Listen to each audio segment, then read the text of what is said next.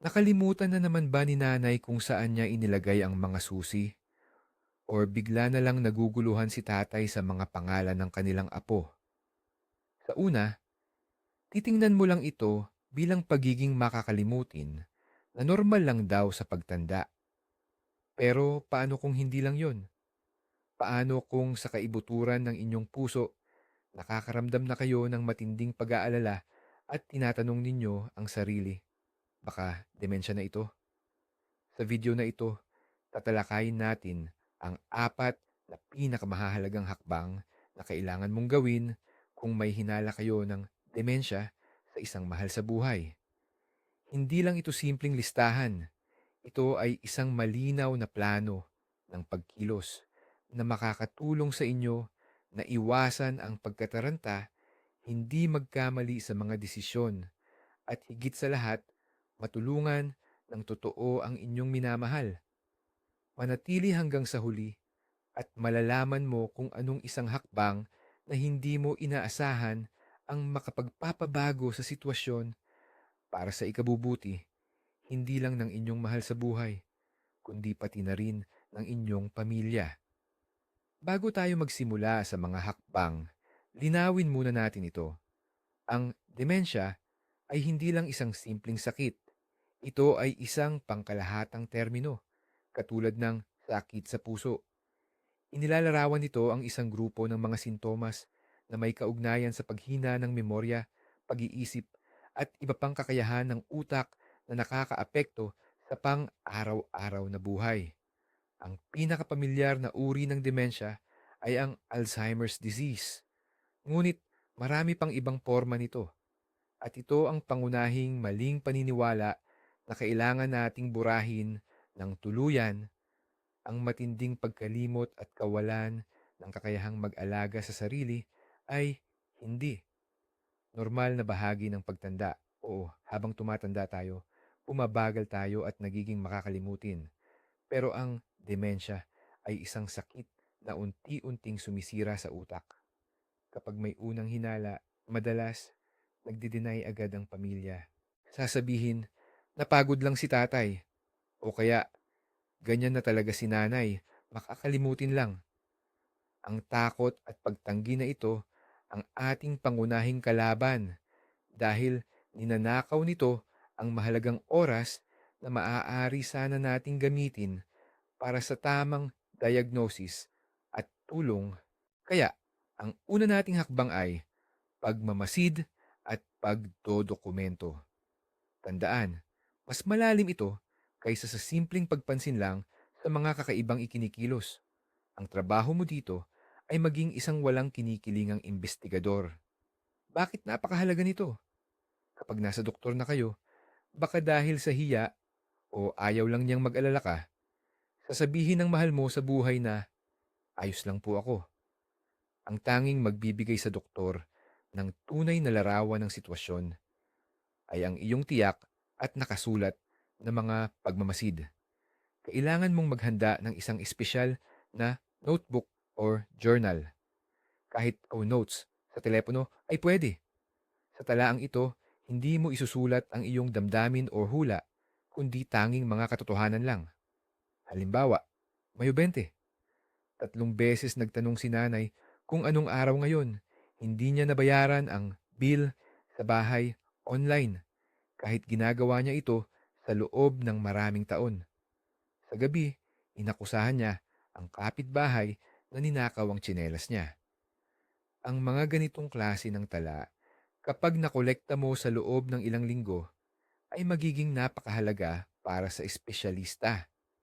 Ito ang magbabago sa iyong malabong, pakiramdam ko may mali, at gagawin itong objective at matibay na ebidensya. Ngayon, maging mas detalyado tayo. Ano ba talaga ang dapat nating bantayan? Siyempre, simulan natin sa pinakakita, ang alaala or memorya. Pero, may mahalagang punto dito. Ang makalimutan mo kung saan mo inilagay ang susi mo, tapos makita mo rin agad pagkatapos ng 5 minuto. Normal lang yan, nangyayari sa lahat. Pero ang dapat maging babala ay kung lagi nang nakakalimutan ang mga bagong pangyayari. Maaaring naikuwento niya sa iyo ng detalyado ang kasal nila, 50 taon na ang nakalipas, pero wala siyang maalala kahit tinawagan mo siya 1 oras pa lang. Pwede rin siyang magtanong ng paulit-ulit at sinasagot mo naman siya, pero parang bago sa pandinig niya ang sagot. Isipin mo na lang na parang ang utak ay hindi na makapag-imbak ng mga bagong file ng maayos. Ito ay problema mismo sa tinatawag nating panandaliang alaala or short-term memory. Halimbawa, hindi niya maikwento ang istorya ng pelikulang kakatapos lang niyang panoorin o nakakalimutan niya ang napagkasunduan ninyo kaninang umaga. Ang ganitong mga insidente ang dapat nating itala. Hindi lang basta nakalimutan, kundi nakalimutan na may usapan tayong pupunta sa doktor sa Miyerkules kahit 3 beses na nating napag-usapan ngayong araw. Iyan po ang uri ng paglimot na maituturing na red flag o malaking babala. Ngayon, tingnan naman natin itong hirap sa pagpaplano at pag-ayos ng mga problema. Delikado itong sintomas na 'to kasi madalas akala natin pagod lang sila or wala lang sa isip. Pinag-uusapan natin dito yung mga simpleng bagay na noon kaya naman nilang gawin ng walang aberya. Isang klasikong halimbawa diyan ay yung pagluto ng pamilyar na ulam. Halimbawa, ang sinigang. Bigla na lang hindi maalala yung tamang sunod-sunod ng pagluto. Nalilito sa mga sangkap o bigla na lang titigil sa gitna kasi naguluhan. Ang isa pang malaking palatandaan ay ang paghawak ng pera or finances. Kung dati ay laging maayos magbayad ng bills ang inyong mahal sa buhay, pero ngayon nakakakita na kayo ng mga late na kuryente o tubig o hindi na niya maintindihan kung saan galing ang isang halaga, ito ay dapat na seryosong tingnan. Makikita rin yan sa mas maliliit na bagay. Hirap gumawa ng listahan ng bibilhin, shopping list, o hindi na maplano ang daan papunta sa health center o clinic na matagal na niyang pinupuntahan. Nawawala na sa utak ang kakayahang mag-isip ng sunod-sunod at sumunod sa plano. Kaya isulat niyo sa inyong talaan. Sinubukan magluto ng sabaw, inilagay ang gulay sa malamig na tubig, at nakalimutan buksan ang kalan. Ito pa ang isang napakahalagang bagay na dapat nating bantayan, ang pagkalito sa oras at lugar. Hindi ito yung tipong nakalimutan mo lang saglit kung anong petsa ngayon. Mas malalim at seryoso ito. Pwede siyang mawala kahit sa pamilyar niyang kalye o sa mismong komunidad nila. Hindi niya malalaman kung anong season o panahon ngayon kaya hindi tugma ang suot niya. Halimbawa, susubukan niyang magsombrero na panglamig kahit na buwan ng Hulyo. Maaari rin niyang ipagpalit ang araw sa gabi.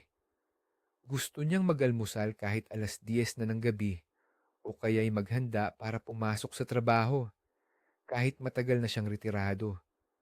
Nangyayari ito dahil parang nawawalan ng kakayahan ang utak na iugnay ang sarili sa kasalukuyang sandali at sa kapaligiran. Parang bigla siyang na-disconnect o nalaglag mula sa realidad. Isipin mo na lang na parang may GPS or navigator na laging nagkakamali ng settings. Ang trabaho mo ay itala ang lahat ng ganitong pangyayari. Halimbawa, umalis para bumili ng tinapay sa tindahan, pero hindi na makabalik sa bahay kahit katabi lang ng bahay namin ng tindahan. Ang kapitbahay pa ang naghatid. O kaya naman, ayon sa kanya, umaga na raw, pero 11:00 na pala ng gabi sa orasan.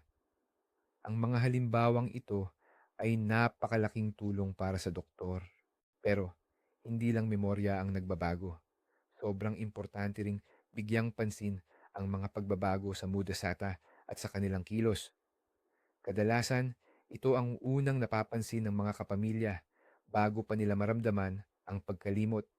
Ang taong sanay na sanay makisama at laging soul of the party.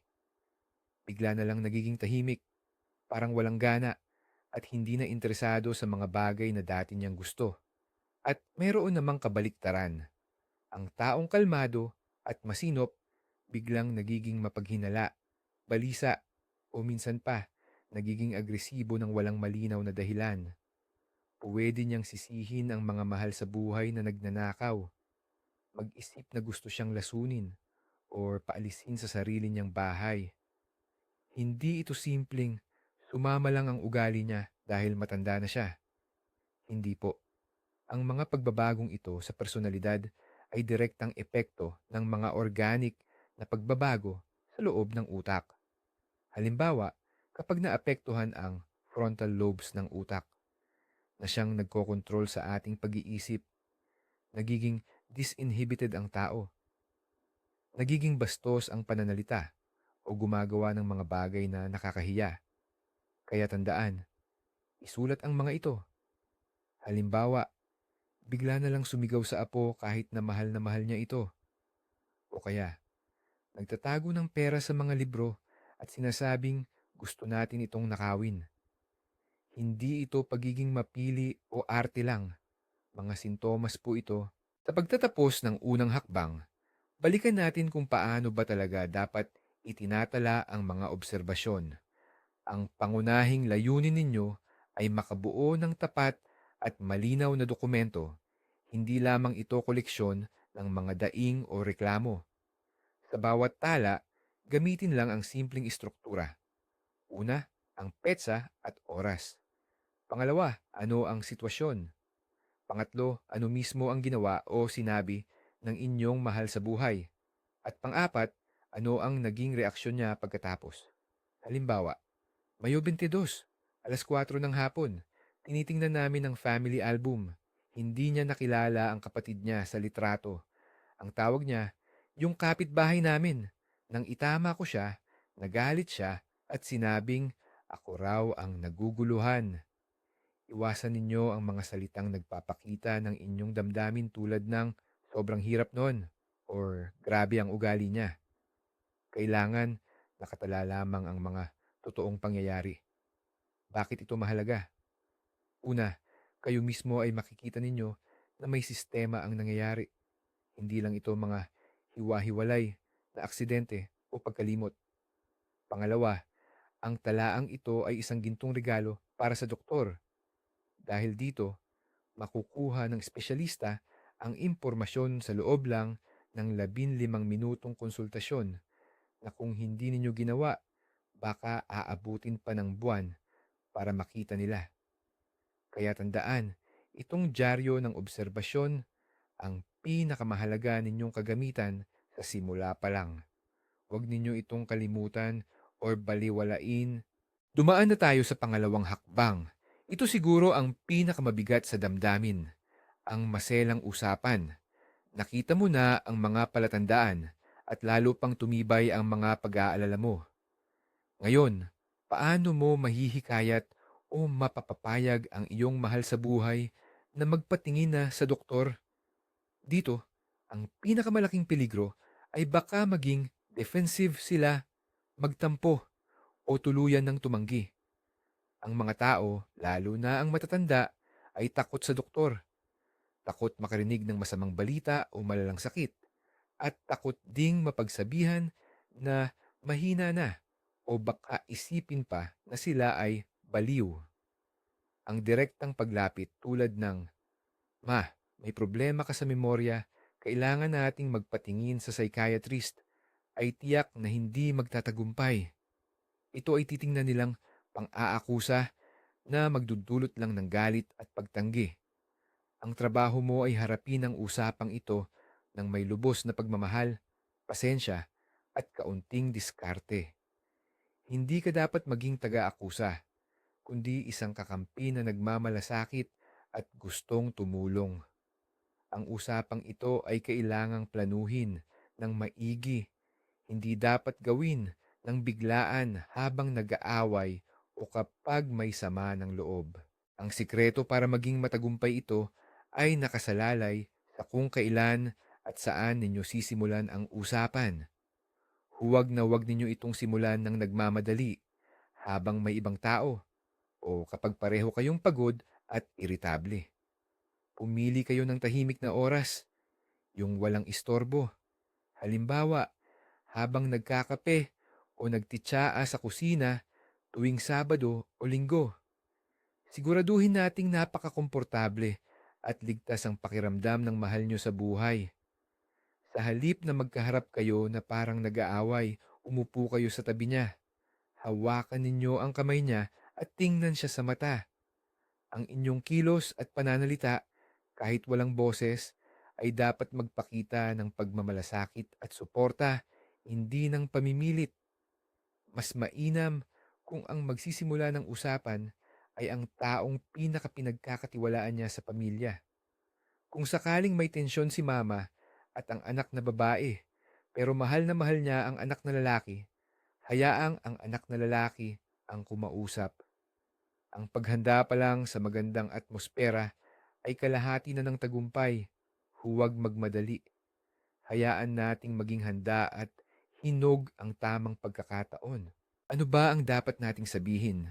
May isang ginintuang tuntunin dito.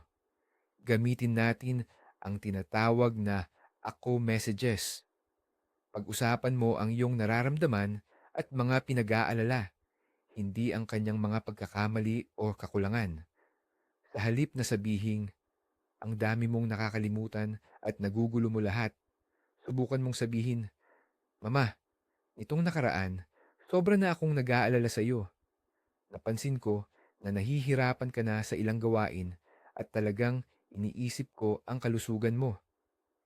Magbigay ng mga tukoy pero neutral na ebidensya, kahit hindi na yung pinakamatitinding problema. Halimbawa, naalala mo ba noong nakaraang linggo, sumakit ng matindi ang ulo mo at napapansin ko ring hindi ka makatulog ng maayos. Nag-aalala ako na baka may kinalaman ito sa presyon mo o kaya sa daloy ng dugo. Bakit hindi na lang tayo magpatingin sa doktor para lang makasigurado at panatag ang loob ko?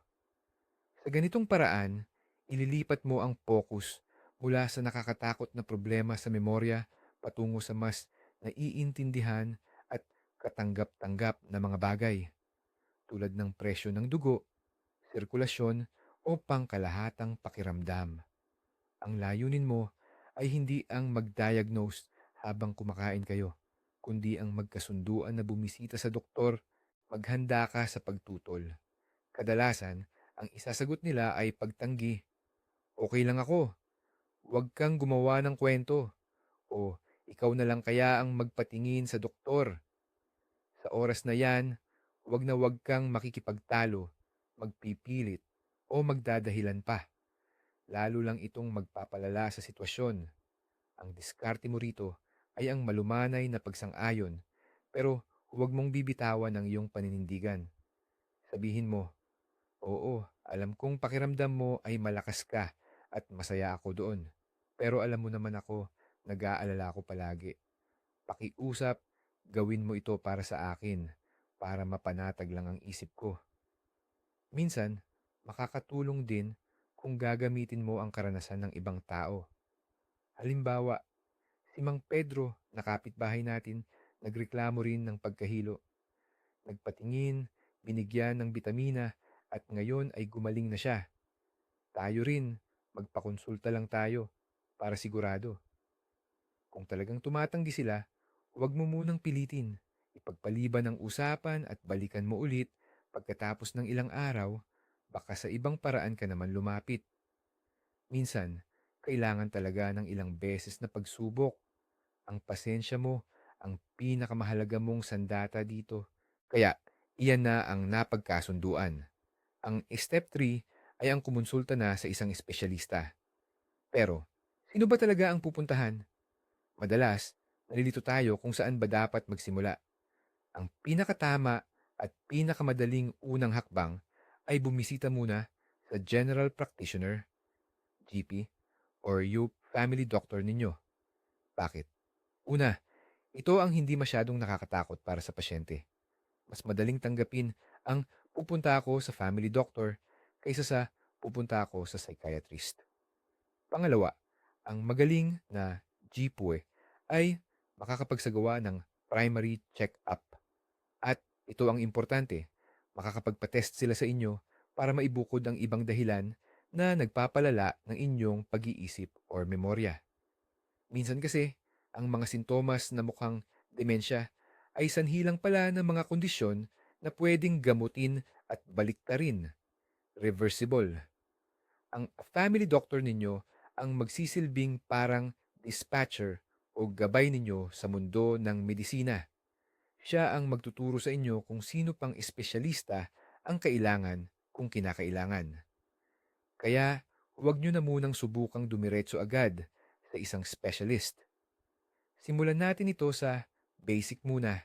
Kapag tapos na kayo sa inyong general therapist, karaniwan ay ipapasa kayo sa isang neurologist o sa isang psychiatrist. Sana ay huwag kayong mababahala o matatakot sa terminong psychiatrist. Tungkol sa mga tanong ukol sa demensya o pag-uulyanin, sila talaga ang may pinakamalalim na kaalaman at kasanayan. Ang neurologist ay mas nakatutok sa mga problemang struktural ng utak, gaya ng pinsalang dulot ng stroke. Samantala, ang psychiatrist o psychotherapist naman ang mas dalubhasa sa mga pagbabago sa pag-iisip o tinatawag na cognitive at behavioral na mga pag-uugali. Ang pinakamainam sana ay makahanap kayo ng geriatrician or gerontop psychiatrist. Yun po yung doktor na talagang tumututok sa mga isyo ng mga senior citizen. Kaso, sadyang napakakaunti ng ganyan sa atin.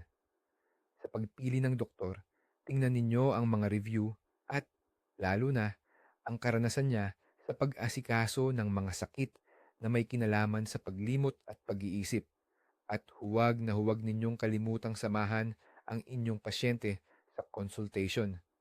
Kayo ang magiging lakas at suporta niya.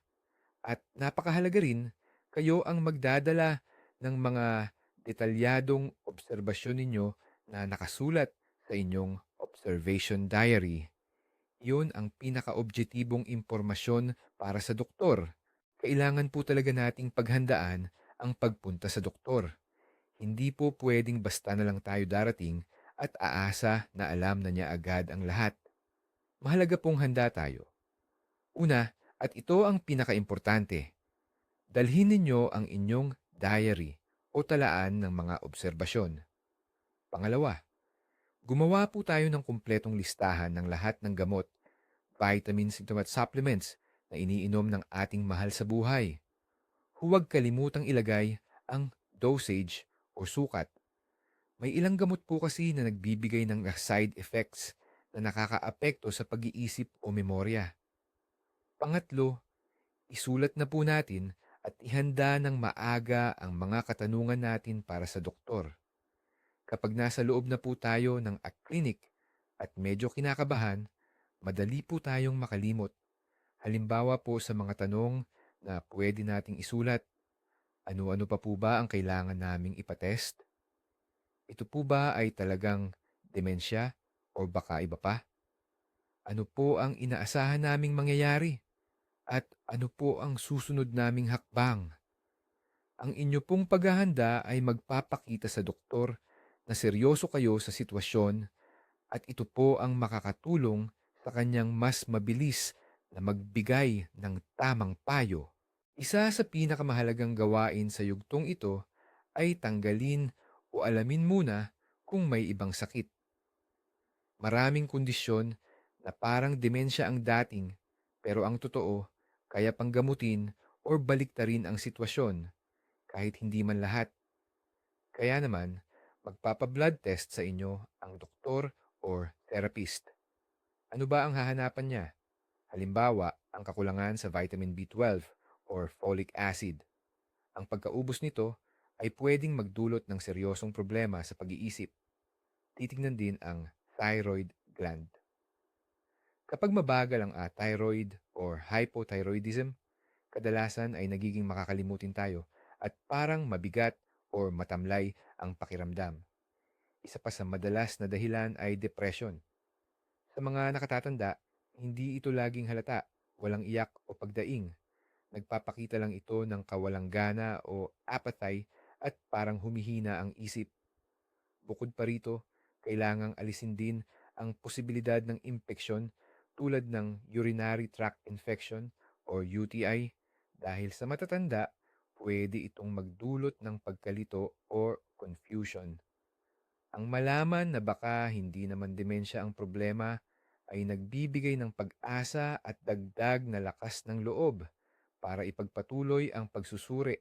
Ang proseso ng pag-diagnose ng demensya ay bihirang mabilis. Kaya, huwag ninyong asahan na makukuha agad ang diagnosis sa isang punta lang. Maghanda kayo. Ano ba ang mangyayari? Una, makikipag-usap ang doktor pareho sa pasyente at sa inyo bilang kasama. Pagkatapos, magsasagawa ang doktor ng mga espesyal na pagsusuri sa pag-iisip, neuropsychological test. Huwag kayong matakot, hindi ito masakit. Maaaring ipagawa sa pasyente ang pagguhit ng orasan, pag-ulit ng ilang salita, pagtukoy ng kasalukuyang petsa, o pagsagot sa mga simpleng tanong. Ang mga test na ito ay tumutulong upang malaman kung gaano kalala ang problema sa memorya at pag-iisip. Bukod pa rito, para mas maging sigurado ang diagnosis at para hindi ito mapagkamalan sa ibang sakit, kadalasan ay kailangan ng imaging test tulad ng MRI o CT scan ng ulo. Sa mga scan na ito, makikita kung may pagbabago sa utak, gaya ng pagnipis, bakas ng stroke, or baka may bukol, tumor, na nagdudulot ng parehong sintomas. Ang lahat ng prosesong ito ay nangangailangan ng pasensya.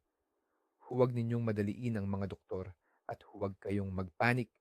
Tandaan, ang tamang pagdiagnose ay susi sa epektibong paggamot at estratehiya ng pangangalaga. At ito na, narating na natin ang ikaapat na hakbang. Kumpirmado na ang sakit. Ano na ngayon ang gagawin? Ang unang mararamdaman ng pamilya ay ang matinding gulat, panghihina ng loob, at takot sa kinabukasan. Natural lang yan. Hayaan ninyong maramdaman ang mga emosyong ito. Pero huwag kayong magpabihag dito. Napakahalagang maintindihan. Ang pagkakaroon ng diagnosis ay hindi katapusan. Ito ay simula ng isang bagong yugto. Mahirap, oo, pero kaya nating pamahalaan. Ngayon, malinaw na ang sitwasyon. Kilala na ninyo kung sino ang inyong kalaban. Mas mabuti ito kaysa mabuhay ng may pag-aalinlangan at hindi alam ang totoo. Mula sa sandaling ito, ang pinakapangunahing misyon ninyo ay magpalit ng atensyon mula sa pagkakataranta patungo sa pagpaplano. Kailangan ninyong bumuo ng isang sistema ng suporta at tulong. Ito ay para mapahaba at mapaganda pa ang kalidad ng buhay ng inyong minamahal at para na rin hindi maubos ang sarili ninyong lakas at yaman. Ang hakbang na ito ay nangangailangan ng pagiging praktikal, pagiging kalmado, at handa kayong gumawa ng mahihirap na desisyon. Kaya naman, mas maaga ninyong simulan ito. Mas maganda. Ang pinakauna at kailangang pag-isipan ay ang mga usaping legal at pinansyal. Kahit pa sabihin mong masyadong praktikal o parang walang puso ang ganitong pananaw, kailangan itong gawin habang nasa tamang pag-iisip pa ang ating mahal sa buhay at kaya pa nilang magdesisyon. Ano ang mga kasama rito? Ang pag-asikaso ng General Power of Attorney para mapamahalaan ang kanilang ari-arian at marepresenta ang kanilang interes. Pag-uusap at kung kinakailangan ang paggawa or pag-update ng last will and testament. Mahalaga ring ayusin ng maaga ang issue ng access sa bank accounts. Sa ganitong paraan, kung dumating ang araw, makakapagbayad ka agad ng mga gastos sa pagpapagamot at pangangalaga. Ito ay napakasensitibong usapin, kaya kailangang napakaingat at maayos ang pagtalakay. Pwede mong sabihin halimbawa, Tayma, alam nating Hindi naman tayo habang buhay. Ayusin na natin itong lahat in case of emergency para wala nang maging komplikado o dagdag na alalahanin. Ang pagpapaliban ng mga bagay na ito ay maaaring humantong sa malaking problema. Kapag hindi na nila kayang pumirma o magbigay ng pahintulot, mapipilitan kayong dumaan sa korte. Yan ay matagal, magastos, at nakakahiya para sa buong pamilya. Ang susunod na mahalaga nating pag-usapan ay ang paggawa ng ligtas na paligid sa bahay. Habang umaabante ang sakit na demensya, nagiging mas komplikado at delikado ang mundo para sa ating inaalagaan. Ang trabaho ninyo o ang responsibilidad natin ay gawin itong simple at sobrang ligtas. Ano ba ang pwede nating gawin? Una, tanggalin natin sa sahig ang lahat ng pwedeng magpatisod. Mga sobrang alpombra o anumang nakakalat na kable at extension cord. Maglagay ng mga hawakan or handrails, lalo na sa banyo at palikuran. Itago ng maigi ang lahat ng delikadong bagay, mga chemical panlinis, matutulis na kutsilyo, at mga posporo. Kung gumagamit kayo ng gas stove, mas maganda kung mayroon itong safety control o kaya ay palitan na lang ng dikuryenteng induction cooker. Malaking tulong din ang mga simpleng paalala na nakasulat tulad ng patayin ang ilaw o kaya ay isara ang pinto. Gawing simple ang pang-araw-araw na pamumuhay. Ang iwanan lang na nakikita ay yung damit na gagamitin lang sa araw na yon. Huwag maglagay ng mga komplikadong gamit or gadgets na maraming botones dahil lalo lang silang malilito. Pag-isipan din natin ang pangkalahatang seguridad. Maaari tayong maglagay sa pinto ng kandado na hindi mabubuksan mula sa loob kung walang susi o gumamit ng mga GPS tracker na isusuot kung sakaling may posibilidad na umalis sila ng bahay at mawala. Tandaan, hindi ito pagpapakulong. Ito ay pagpapakita ng tunay na pag-aalaga. Pero bago ang lahat, pagtuunan natin ng pansin ang pinakamahalaga sa lahat. Kayo na nag-aalaga. Tandaan po, ang pag-aalaga sa mahal sa buhay na may demensya ay isang matagalang paglalakbay. Hindi karera na mabilis lang. Kapag napagod kayo at naubos ang lakas, wala na kayong matutulungan. Ang tinatawag na caregiver burnout or matinding pagkapagod ay tunay na panganib. Hindi ninyo kailangang pasanin ang lahat mag-isa. Maghanap po kayo ng suporta.